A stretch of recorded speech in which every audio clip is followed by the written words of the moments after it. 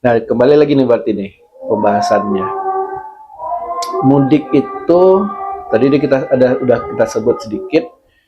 Mudik itu usaha kita untuk eh, menjalin kembali mesin hati kasih sayang, tapi juga di sana ada peran mesin hati eksistensi yang harus dinaikkan gitu ya.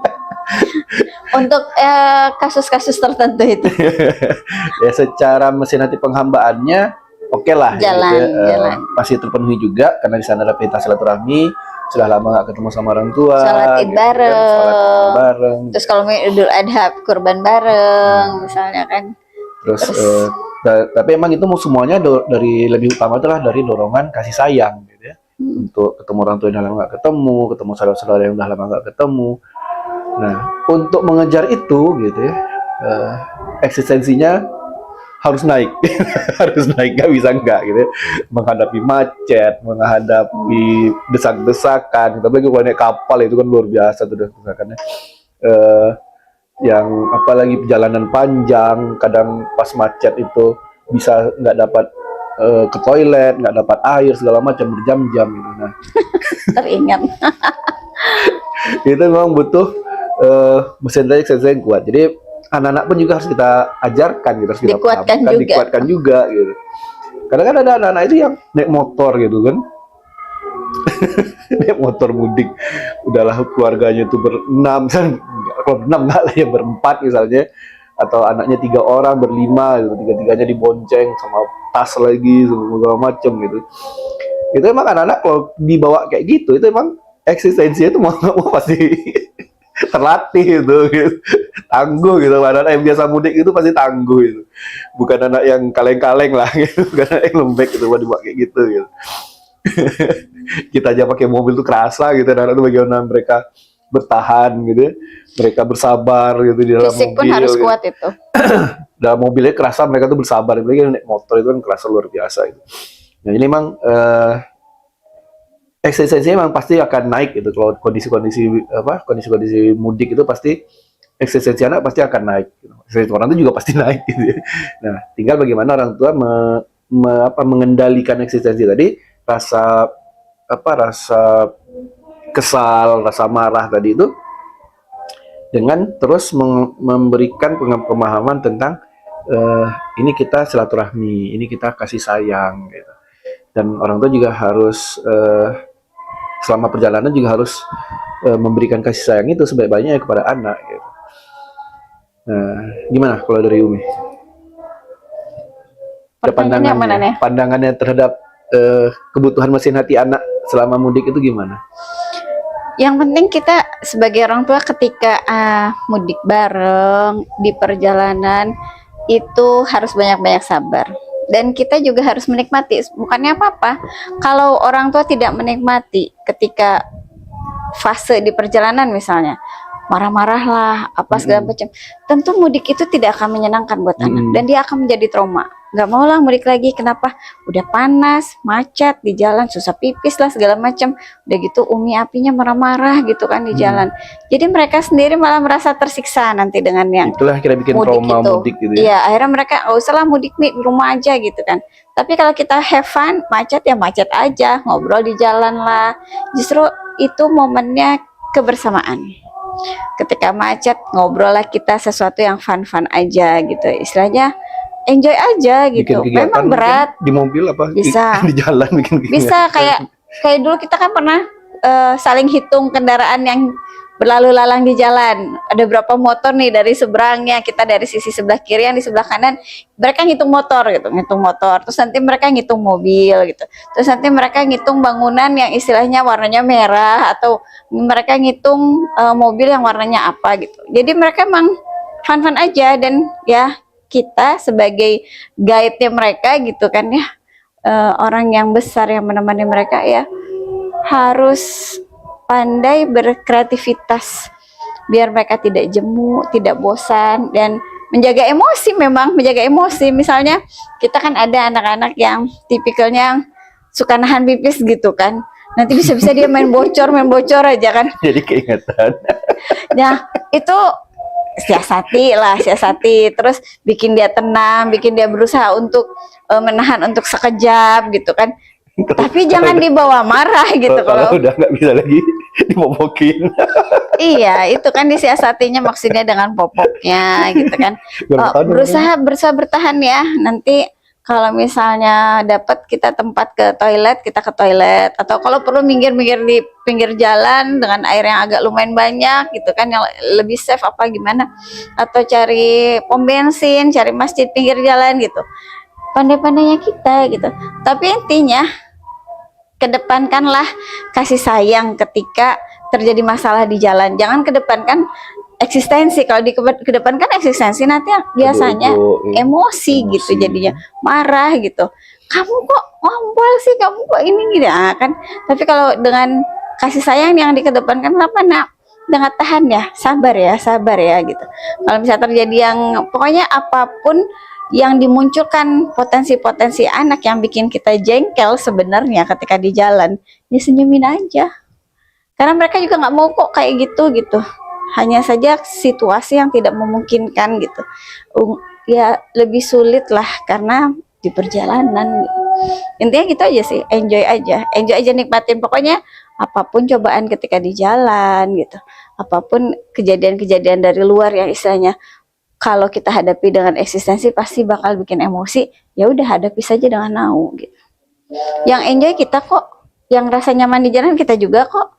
Nanti yang emosi-emosi kita juga kok gitu kan. Itu aja sih. Banyak-banyak istighfar terutama ya kalau di jalan ya, menghindari aneka kejadian yang tidak diinginkan. Ya. Jadi itulah ya sebenarnya mudik itu secara dorongan tadayunnya sebenarnya tidak terlalu kuat ya.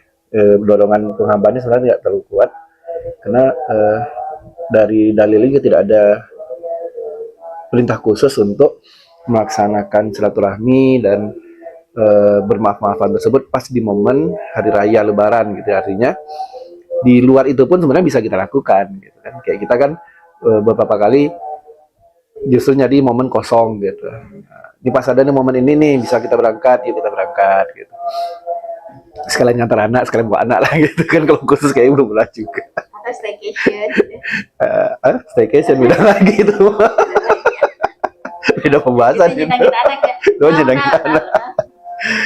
Nah, dan motivasi utamanya itu memang di kasih sayang ya. Bagaimana kita sebagai anak gitu ya, walaupun sudah usia 30, 40, tapi tetapnya kita sebagai anak masih ada orang tua di kampung sana, kita memang mengejar untuk menguatkan kembali mesin hati kasih sayang kita menempuh perjalanan yang bisa sampai berhari-hari, kemacetan berjam-jam segala macam itu kita tempuh untuk bisa ketemu lagi kepada orang tua untuk menyiram lagi, menyuburkan lagi mesin hati kasih sayang. Nah, cuman di satu sisi kita sudah ada anak juga nih yang dibawa untuk berangkat mudik gitu ya. Nah, bagaimana sebagai orang tua ini kita juga harus bisa pintar-pintar bagaimana menghadapi situasi yang sangat-sangat tegangan tinggi gitu. Buat kita nggak nyaman, tapi kita harus bikin anak nyaman juga. Kita jaga nyaman gitu kan, apalagi anak gitu yang masih sangat butuh kenyamanan yang sangat tinggi, yang belum terbiasa dengan kondisi-kondisi seperti itu. Nah, bagaimana kita sebagai orang tua bisa mengelola tegangan tinggi tersebut, jangan sampai malah terjadi adu eksistensi gitu, malah adu marah-marahan, adu ego segala macam gitu.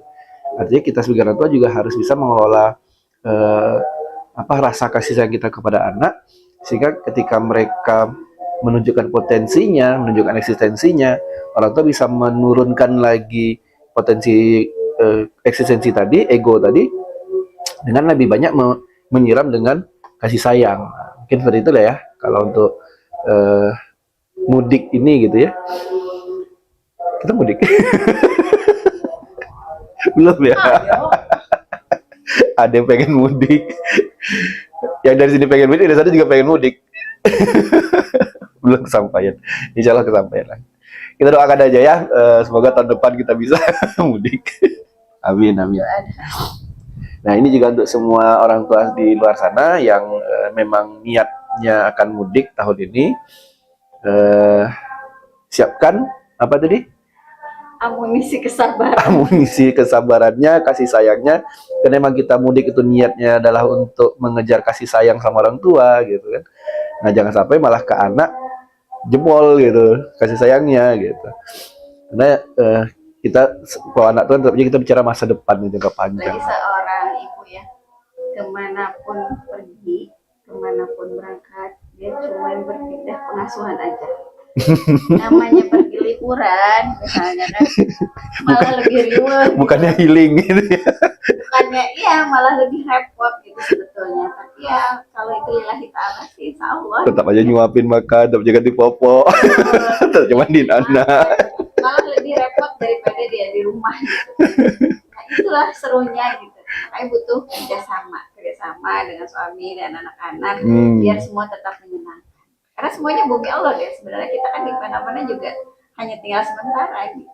Nah itu juga poin utamanya ya, kasih sayang tadi bukan cuman kita sebagai anak atau kita sebagai orang tua, tapi juga kita sebagai pasangan suami istri.